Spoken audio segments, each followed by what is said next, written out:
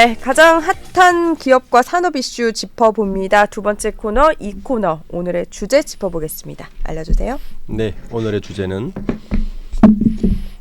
네, 애경그룹입니다. 애경입니다. 박주근 대표 모셨습니다. 안녕하세요. 네, 안녕하세요. 오늘 주제는 참 말씀을 나누기도 조금 무거운 주제기는 합니다만 그래도 저희가 애경그룹을 다루려고 하는 게 이제 얼마 전에 여객기 3사를 입었던 제주항공을 보유한 기업이기 때문에 산업적으로 한번 짚어보면 어떨까라는 생각으로 준비를 했는데요. 일단 애경그룹이 어떤 그룹인지 좀 잠시 짚어볼까요? 네, 뭐 소비자들에게는 익숙한 그룹일 수 있고요. 네. 애경그룹은 창업자가 최몽인이십니다. 네. 왜 제주항공을 인수했나 아마 궁금하시면 많을 네, 텐데요. 맞아요. 인수가 아니고 사실은 초기에 같이 설립을 했죠. 네. 최몽인 창업자의 그러니까 할아버지께서 네. 제주 현감을 하셨어요. 아. 그래서 최몽인 그 창업주가 네. 태어나기를 제주에 태어났습니다. 요 인연이 있어요. 네. 현재는 장영신 회장인데 네. 그 최몽인 창업주의 부인이십니다. 최몽인 창업주가 굉장히 일찍 돌아가셨어요. 1970년에 돌아가셨어요. 아, 네, 그래요. 네. 돌아가실 당시에 이게 사남매가 마지막 막내가 태어난 지 채 100일도 안 된 때였어요. 그러니까 그때부터 이 장영신 회장이 회장을 맡으면서 키운 그룹인데 이 애경그룹은 모태가 네. 애경유지공업주식회사입니다. 이게 뭐냐면 일제시대 때 빨래 비누를 만들던 네. 빨래 애경이라는 이 애경유지라는 기업을 네. 이 최몽인 창업주가 인수를 하죠. 일제 때 그때부터 빨래 비누에서 세수 비누를 네. 우리가 알고 있는 세수 비누를 세수 비누. 만들면서 이게 커지기 시작하고 그게 이제 현재 애경 산업의 모태가 되는 네. 것이고 현재 또 애경 케미칼이라고 있어요. 네. 그러니까 애경그룹은 애경 산업, 네. 우리가 알고 있는 뭐 화장 비누라든지 여러 가지 그 생활용품 만드는 네. 산업이 있고 애경 케미칼이 또 한 축이 있고 그리고 제주항공이라는 세 개 기업이 메인 축인데 애경 케미칼은 좀 소비자들에게는 생소할 수 있는데, 네. 그러니까 플라스틱이라는 제품을 좀 말랑말랑하게 유연하게 만드는 네. 게 가소제라고 있어요. 네. 요거를 만드는 기업입니다. 그러니까 플라스틱에 들어가는 첨가제의 원재자를 만드는 게 메인이 네. 애경 케미칼인데 네. 이 애경 케미칼이 국내에서 이 분야에서 꽤 큰 마켓이에요. 글로벌을 가지고 있어서 크게는 이제 애경 산업은 전체 매출이 한 6천억 정도밖에 안 돼요. 네. 근데 애경 케미칼이 한 1조 7천억 작년 기준으로. 아. 제주항공이 한 1조 7천억. 네. 이렇게 세 개의 산업군이 메인으로 돼 있는데 네. 마지막으로 이제 조인된 게 제주항공이죠. 제주항공은 그렇죠. 2000년 초반에 제주시에서 네. 우리 도민을 위해서 항공사가 필요하다라는 체제로 민관으로 하나 만들자고 했는데 항공사가 돈이 꽤 많이 들어가지 않습니까? 그렇죠. 그래서 그때 그룹 쪽에서 파트너를 찾다가 이 바로 애경, 그러니까 최몽인 회장이 그 제주 분해 아니냐 이래가지고 네. 만들었는데 출범할 당시 2005년에 출범하고 네. 출범 후에 이제 많은 유상 정제를 하다 보니까 현재는 전체 지분의 50% 이상이 AK홀딩스, 그러니까 애경 네. 이 세 개 기업의 모회사, 네. 지주회사인 AK홀딩스가 지분을 가지고 있는 그런 기업입니다. 그러니까 현재는 대기업 집단에서 한 62 정도예요. 오, 그래요. 예. 말씀드렸듯이 애경 산업, 네. 제주항공, 네. 애경 케미칼 네. 이 세 개가 메인 회사입니다. 아, 그러면 작년부터 좀 짚어보면 애경그룹 이 계열사들 전체적으로 실적은 좀 어때 왔나요? 이제 올해 애경그룹이 공시대상 기업 집단 62위를 발표할 때를 보면 네. 그룹 전체 매출이 4조 6,830억입니다. 그러니까 작년 매출이죠. 네. 이 중에서 지금 말씀드렸듯이 제일 큰 게 애경 케미칼이에요. 네. 1조 한 8천억 정도. 1조 7,900억이니까 약 네. 1조 8천 정도를 가지고 있고 네. 제주항공이 다음으로 1조 7,240억 네. 정도 했어요. 원래 이제 이 사건이 없었으면 네. 매출이 2조를 넘어간다는 얘기가 됐습니다. 사실 되게 그 캐시카우라고 볼 수 있는 그렇죠. 거죠. 매출은 애경 케미칼보다 조금 적지만 네. 영업이익을 보면 다릅니다. 그러니까 어때요? 네. 영업이익은 1,700억으로 네. 이 애경그룹 전체 영업이익이 한 2천억이니까 전체 영업이익이 한 80%를 네. 제주항공에서 하고 있습니다. 아, 이 막대한 그 계열이라고 메인 캐시카우로 봐야 되는 그러니까 거죠. 메인이네요. 네네. 근데 사실 좀 안타깝지만 이번 사고 때문에 이제 보니까 불안감 때문에 그 참사가 있고 바로 다음 날 하루만이죠. 6만 건이 넘게 네. 예약이 취소가 됐더라고요. 이게 네. 아무래도 뭐 불안감 때문일 텐데 항공권 선수금이 2,600억 원에 달하거든요. 네. 그래서 사실 지금 이런 사태가 애경그룹의 유동성 위기까지 거론되는 이유일 것 같은데 네. 이게 좀 괜찮을까요? 어떻게 보세요? 두 가지 이유 때문에 네. 애경그룹이 위험하지 않나는 이제 우려가 있습니다. 첫 번째는 방금 말씀하신 것처럼 작년 실적을 봐도 애경그룹의 전체 캐시카우 영업이익의 80%를 제주항공이 했는데 네. 올해는 더더욱 좀 경기 안 좋잖아요. 그렇죠. 애경사업 매출 안 좋습니다. 아. 그리고 요즘 가장 안 좋은 곳이 케미칼 케미칼. 사업. 예, 그렇죠. 그러니까 당연히 애경 케미칼 매출 여기 안 좋죠. 안 좋겠죠? 거기에다가 이제 제주항공이 이번 티켓 하나 맞았기 때문에 네. 안 좋은데 이제 항공 산업을 조금 이해하실 필요가 있는 게 우리가 이제 제주항공의 여러 사고 원인 중에 왜 이렇게 네. 무리하게 했지? 뭐 48시간 동안 13곳을 돌아다녔는데 그렇죠. 네. 그럴 수밖에 없는 구조가 있어요. 보면 항공사는 기본적으로 코스트가 두 개가 메인 코스트가 들어갑니다. 네. 첫 번째는 비행기 리스를 해요. 네. 네. 아 리스요. 예, 네. 지금 제주항공이 42대. 그러니까 지금 물류를 시작해서 2대는 네. 물류용 항공기고 네. 40대가 이제 연경용 항공기인데 네. 다 리스입니다. 올해는 이제 41대가 됐더라고요. 그렇죠. 보니까. 하반기 좀 네. 41대 됐죠. 네. 그러니까 그 다 이 리스다 보니까 네. 리스는 운영되지 않는 순간 계속 코스트가 되는 거죠. 아, 그렇네요. 그렇죠. 돌릴 수밖에 없는 이유기도 네. 하겠네요. 두 번째 네. 중요한 코스트가 있는데 음. 가끔 이제 여러분들이 해외 그 여행을 하다 보면 궁금한 게 있을 거예요. 보통 동남아 여행을 가면 한국에서 7시쯤 또 출발하고 네. 도착하면 밤 11시 그리고 거기서 1시에 다시 돌아오죠. 다시 돌아오죠. 왜 2시간밖에 이렇게 바쁘게 움직이지 하는데 네. 비행기는 계류비를 냅니다. 네. 그래서 그 공항에 있는 시간 자체가 타임으로 그게 돈으로 계속 돈인 거예요. 돈인 아, 거죠. 그 비행기는 그렇군요. 막말로 공중에 떠 있을 때가 가장 돈을 버는 비용도 아끼고 그렇군요. 돈을 네. 버는 거죠. 그러니까 지금 이런 상황에서 이제 예약이 취소되잖아요. 그러면 두 개의 코스트가 동시에 들어가는 거죠. 네. 우선 리스비가 나가게 되고 네. 그리고 공항에 계류를 할 수밖에 없죠. 비행기가 서 있을 수밖에 없고 그러면 네. 또 한 번 계류비를 내는 이중 코스트에다가 매출이 발생하지 않는. 네. 그래서 요 기간이 한 분기 정도가 이렇게 유지가 되면 굉장히 위험해집니다.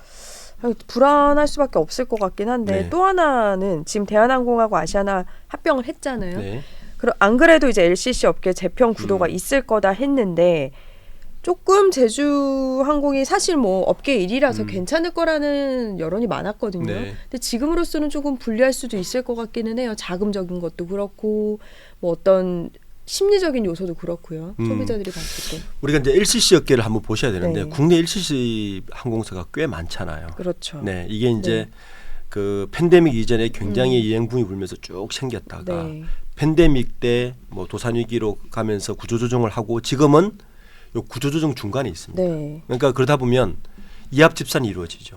우선 대한항공, 아시아나항공이 합병하면서 네. 그게 가장 큰 LCC가 생길 수밖에 없어요. 네. 그러니까 진해요.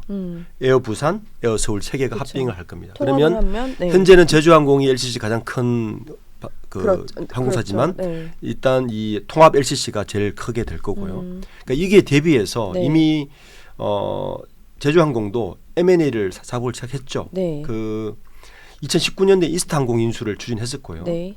올 4월에 아시아나항공 화물사 부분 인수를 네. 추진했는데 네. 사실은 이 둘 다 뭐 실패를 했고 네. 이번에 악재가 겹치면서 사실은 어려울 상황에 놓여 있는 것이고요.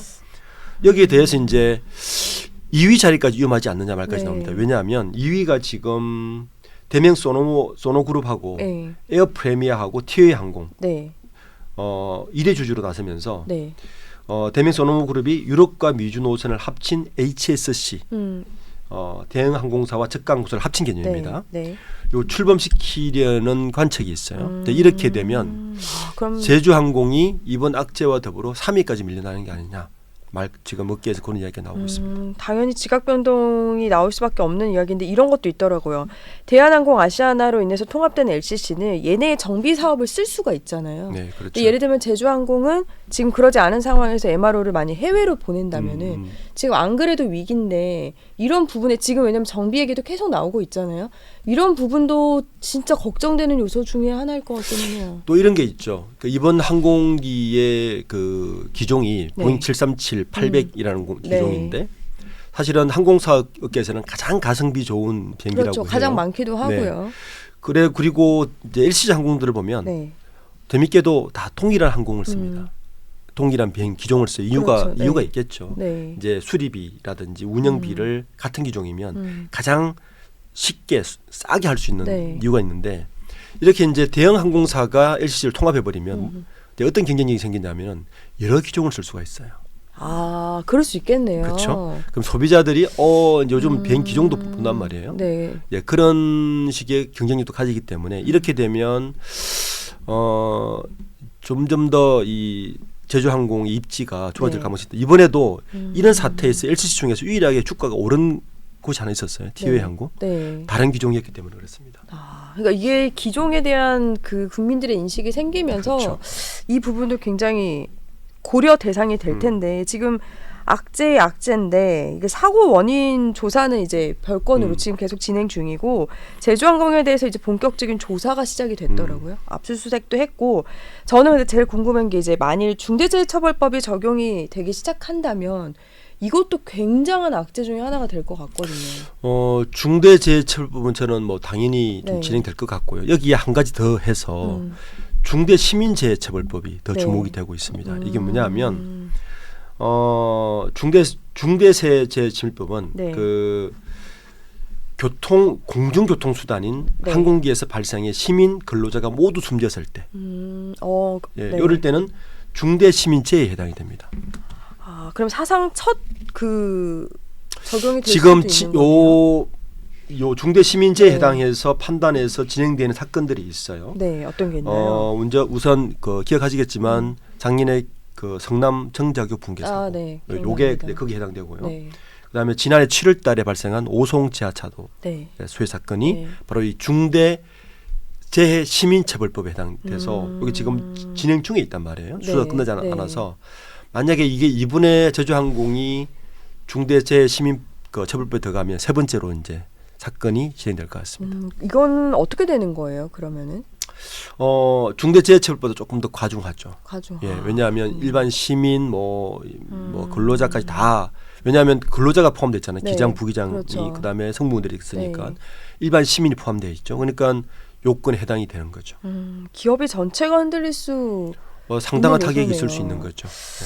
그러면 이번 사고로 보니까 안전관리 문제가 굉장히 이제 우리나라 전체 항공에 대한 그 관리 문제가 도마에 오르고 있는데 그러다 보니까 이 애경그룹이 예전에 또 애경산업 가습기 살균제 사건도 그렇죠. 있었잖아요. 네네. 이게 온라인 커뮤니티에서 조금씩 오르더니 굉장히 수면 위로 많이 올라왔는데 어떤 사건이었었나요? 잠깐 짚어주시죠. 지난달 26일 날 네. 이게 이제 업무상 과실치사 혐의로 2심이 네. 지금 서울 고법 2심에서 이제 금고 4년을 선고한 원심을 파기하고 네. 사건을 다시 서울 고법으로 돌려보내 파기환송을 지켰습니다. 네. 이 사건 이제 뭐 많이 아시겠지만 네. 다시 한번 리마인드하면 네. 이 사건의 그 가습기 살균 사건에 거론된 기업은 SK 케미칼하고 네. 그리고 바로 그 애경산업입니다. 애경, 네. 가습기 메이트를 제조 판매하면서 안전성을 검증하지 않아서 네. 무려 98명이 사망 또는 상해에 이른 사건이죠. 네. 1심에서는 홍 전 대표하고 그다음에 SK케미칼 홍 전 대표하고 애경산업의 그 안 전 대표를 무죄를 줬는데 네. 2심은 그 금고 4년을 선고한 사건입니다. 네.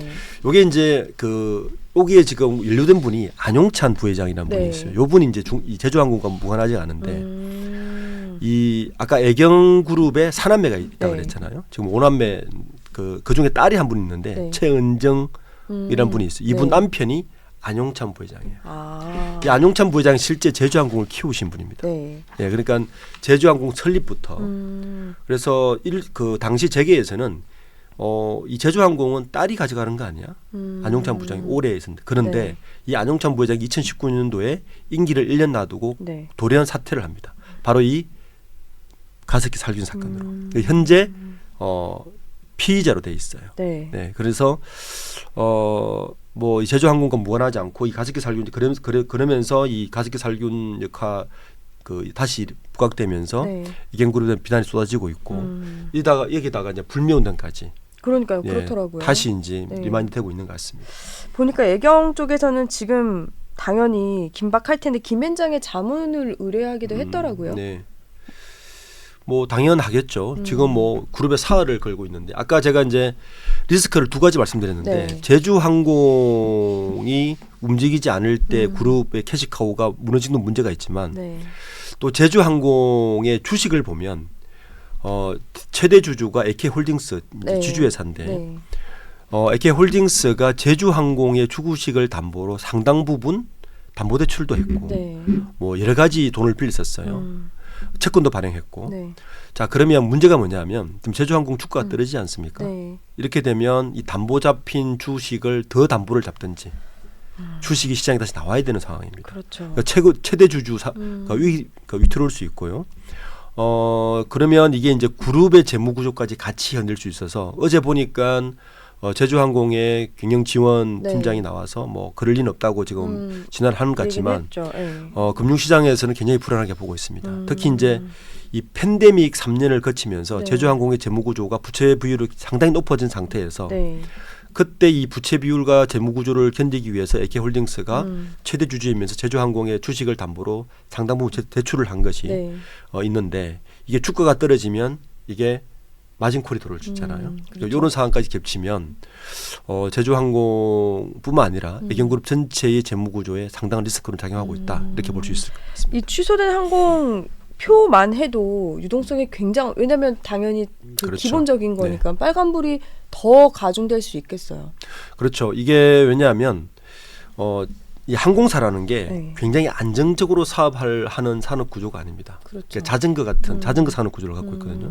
이게 굴러가지 않으면 네. 쓰여질 수밖에 없는 구조를 갖고 특히 우리나라 항공사들은 국적기도 포함하고 그 LCC는 마찬가지로 대부분 많은 비용의 리스료와 이런 것을 매달 감당을 하고 네. 인건비를 감당하면서 이 항공객이 있지 않으면 바로 쓰러지는 구조를 써서 현재 그 현금성 자산이 그렇게 많지가 않더라고요. 그러니까 이게 제가 볼 때는 한 분기 정도만 지속되면 네. 굉장히 위험 상태가 갈 수 있다. 팬데믹 때 이미 부채 비율이 증가한 상태이기 때문에 네. 이렇게 항공 그 반환 사태나든지 항공이 들어오지 않으면 굉장히 좀 위험할 수 있다. 그렇게 볼 수 있을 것 같습니다. 사실 팬데믹 이제 엔데믹 되고 나서 이제 막 여행이 수요가 생기면서 회복을 가지 않겠냐라는 긍정적인 신호도 있었었는데 그렇죠. 이번 사태로 보니까 어제 발표를 했는데 국내선 15% 그러니까 네. 많이 있는 노선을 위주로 해서 감축을 운항하겠다고 했는데 이것도 굉장히 그러면 큰 결심이었겠어요. 그렇죠. 뼈를 깎는 결심이었겠죠. 사실 뭐 지금으로서는 당연할 수도 있지만 이 재무성도 그렇고 전반적으로 봤을 때는 그러니까 이 감축이 이제 일반인들이 들었을 때는 감축하면 비용 주는 거 아니야 생각하지만 아니라는 거예요. 감축하는 순간 네. 그 비행기의 리스는 그대로 나가고요. 그렇겠죠. 감축하면 비행기가 안 뜰 거 아닙니까? 네. 계류 비용 그대로 나갑니다. 네. 그러니까 들어오는 거 없이 나가는 건 나가는 것만 더 나가는 나가는 거네요. 거죠. 그러니까 인건비도 나가겠죠. 나가겠죠. 네, 그러니까 일반 기업이 예를 들어서 네. 생산하는 기업이 우리는 이번에 뭐 반도체를 좀 감축하겠다. 그러면 재료비도 들고 다 주는 네. 구조로 돌아가지만 항공사는 그렇지가 않습니다. 감축한다고 해서 네. 원래 들어가는 원가가 줄지가 않은 구조예요.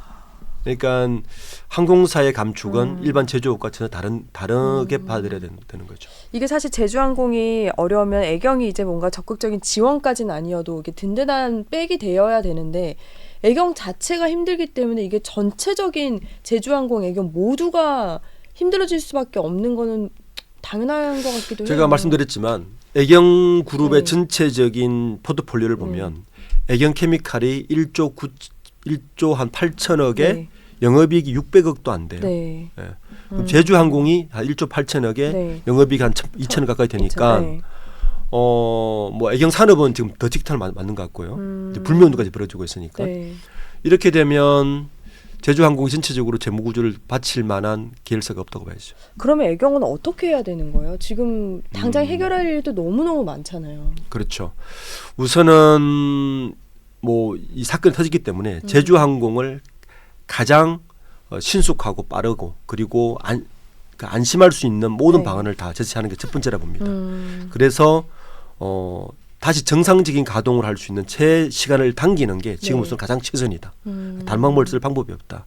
근데 지금 아시겠지만 여행 산업 자체도 요즘 조금 불경입니다. 그러니까요. 네, 뭐 탄핵 전국에서부터 네. 시작해서 뭐 여러 가지 사건 때문에 지금 엎친 데 덮친 격이기 때문에 네.